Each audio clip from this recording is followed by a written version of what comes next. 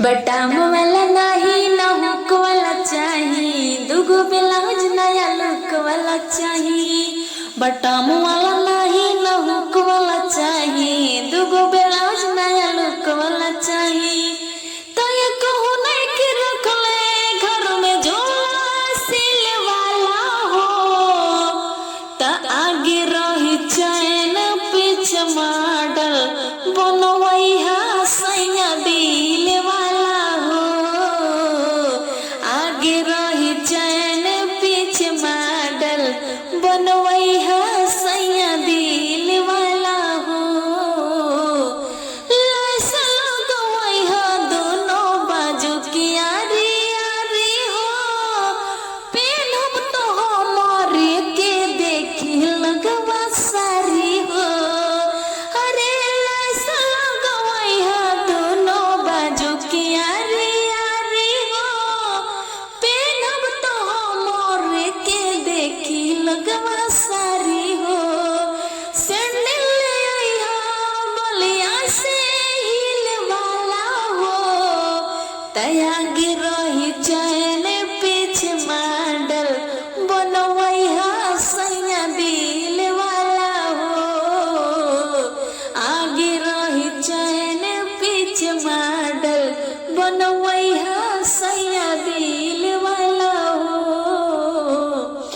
36 के साइज हो लेला हाई नाप हो, ओ बनन लगवाई दिहाए में खूब टाप हो। सुन तनी, अरे 36 के साइज हो लेला हाई नाप हो, बनन लगवाई दिहाए में खूब टाप हो। सुनील दरजिया होवे करिया दिल वाला हो, सुनील दरजिया होवे करिया दिल वाला हो।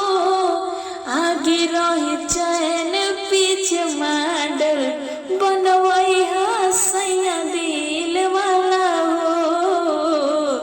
आगे रही चैन पीछे मॉडल बनवाई है सैया दिल वाला हो। राय तोर दीपक हरदम फैशन में रहो, परदीप प्यारा जैसे बार बार कहम। रानी के जमाता दुकान सुनील वाला हो, आगे रही चैन पीछे मॉडल बनवाई है सैया दिल वाला हो। बटाम वाला नहीं ना हुक वाला चाहिए, दुगो ब्लाउज नया लुक वाला चाहिए। तो ये कहूँ नहीं कि रख ले घर में झूला सिल वाला हो, आगे रही चैन पीछे मॉडल बनवाई है सैया दिल वाला हो। आगे रही चैन पीछे मॉडल बनवाई है